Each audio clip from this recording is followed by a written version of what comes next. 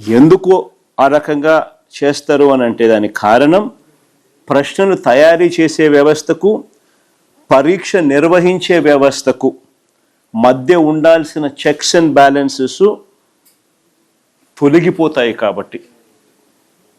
ఒకసారి ఆయన అన్న మాటలు ఒకసారి వీళ్ళు రెడీగా ఉన్నట్టున్నారు, ఒకసారి ప్లే చేసి ఒకసారి వినండి ఒకసారి.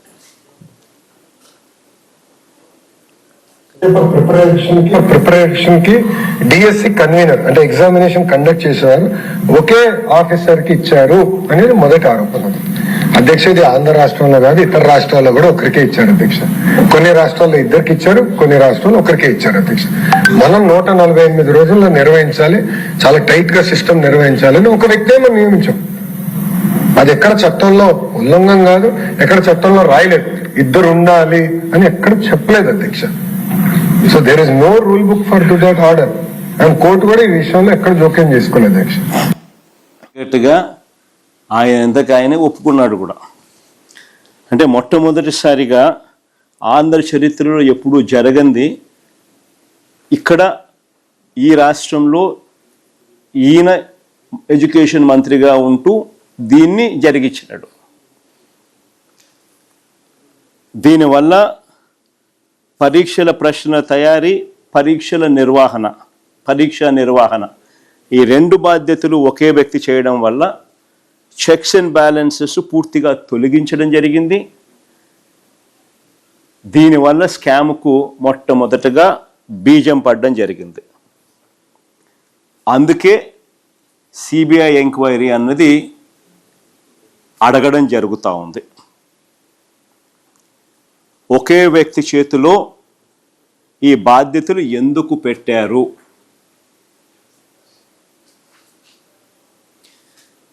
ఇలా చేసినందువలన చెక్స్ అండ్ బ్యాలెన్సెస్ లేకుండా పోయి లీకేజీకు ద్వారాలు తెరిచినారు కాబట్టి. ఇక పాయింట్ నెంబర్ 2, రెండో పాయింట్, డిఎస్సి ప్రశ్న పత్రాలు తయారు చేసే విభాగంలో ఉన్న అవుట్సోర్సింగ్ ఉద్యోగి నవీన్కు ఫస్ట్ ర్యాంక్ రావడం వాస్తవమేనని అసెంబ్లీ సాక్షిగా మరోసారి తండ్రి కొడుకులు ఇద్దరు ఒప్పుకున్నారు, అబ్బా కొడుకులు ఇద్దరు ఒప్పుకున్నారు. ఒకసారి ప్లే చేయండి మా ఒకసారి. ఫస్ట్ మెరిట్ లిస్ట్ చూపించండి. ఫస్ట్ ఇది నవీన్కు ఫస్ట్ ర్యాంక్ వచ్చిన నవీన్కు సంబంధించిన మెరిట్ లిస్టు. నెంబర్ 1 ర్యాంక్లో నవీన్ అక్కడ కనిపిస్తున్నారు చూడండి, ఫస్ట్ ర్యాంకు. ఇదే నవీన్కు మళ్ళీ మెరిట్ లిస్ట్ మార్చేసి నవీన్ పేరు తీసేసిన సెకండ్ మెరిట్ లిస్ట్ ఒకసారి చూపించండి. నవీన్ పేరు తీసేసిన సెకండ్ మెరిట్ లిస్ట్ పబ్లిష్ చేసినారు.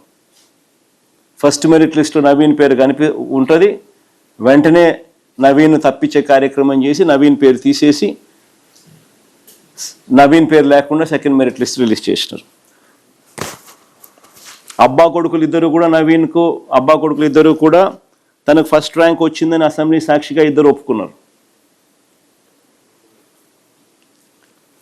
ఆ క్లిప్పింగ్ కూడా ఒకసారి ప్లే చేయండి ఒకసారి. చంద్రబాబు నాయుడు గారు లోకేష్ మాటల్లో.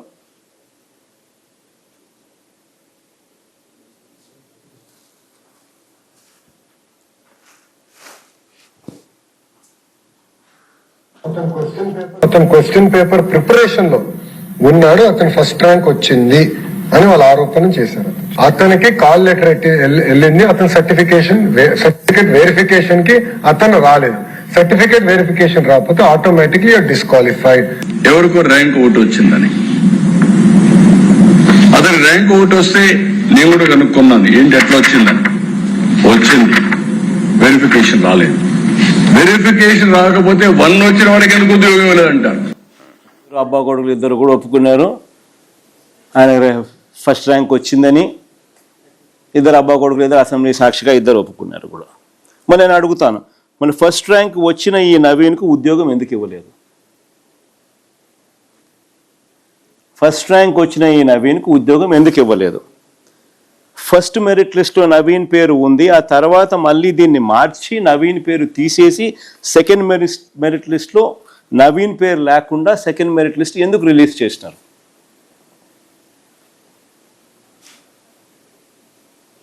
చంద్రబాబు నాయుడు గారు ఆయన కొడుకు ఏమంటారు?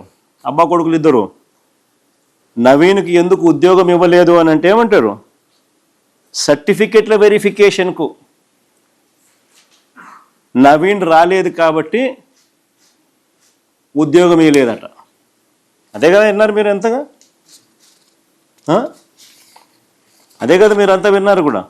సర్టిఫికెట్ల వెరిఫికేషన్కు రాకపోతే ఎవరికైనా ఉద్యోగం ఎట్టిస్తాము, రాలేదు కాబట్టి ఇవ్వలేదంట. మరి ఇదే వాస్తవం అయితే మరి నవీన్ అనే క్యాండిడేట్ కోర్టుకు ఎందుకు పోయినాడు? మరి ఇదే వాస్తవం అయితే నవీన్ అనే వ్యక్తి కోర్టుకు ఎందుకు పోయినాడు?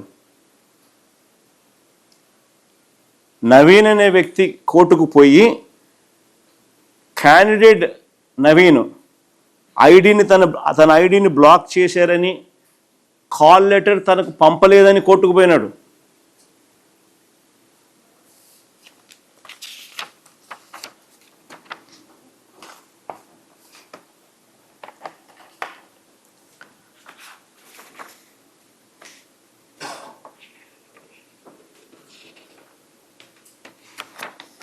నెక్స్ట్ పేజ్ అమ్మా.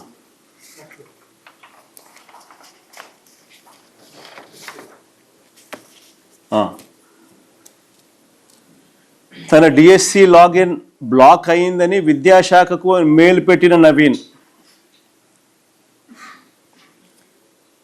I'm Naveen, mega DSC so and so, login is not login from 26/8/2025 to till now 3/3/9/2025, so I could not receive the call letter.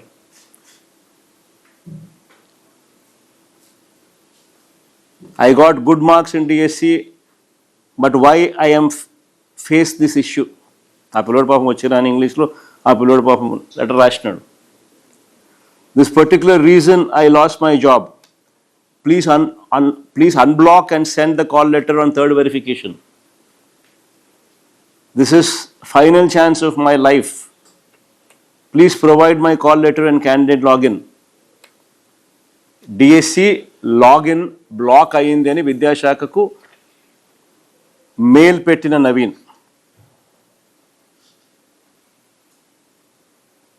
ఇదే కోర్టుకు అఫిడవిట్ ఫైల్ చేసినాడు.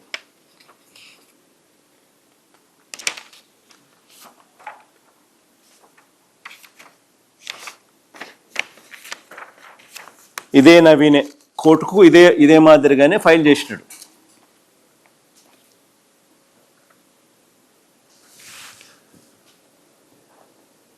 ఇంతకుముందు ఫస్ట్ దాంట్లో చూస్తే ఫైల్ చేసిన అఫిడవిట్ కాపీ, కోర్టుకు ఫైల్ చేసిన అఫిడవిట్ కాపీ.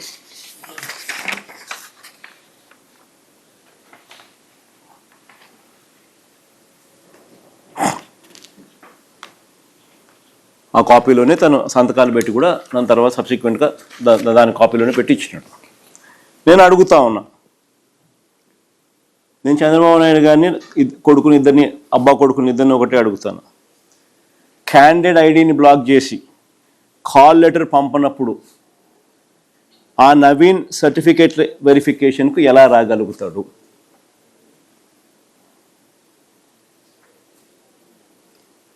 ఇదే విషయాలను ఆధారాలతో అతను కోర్టులో అఫిడవిట్ వేశాడు కదా.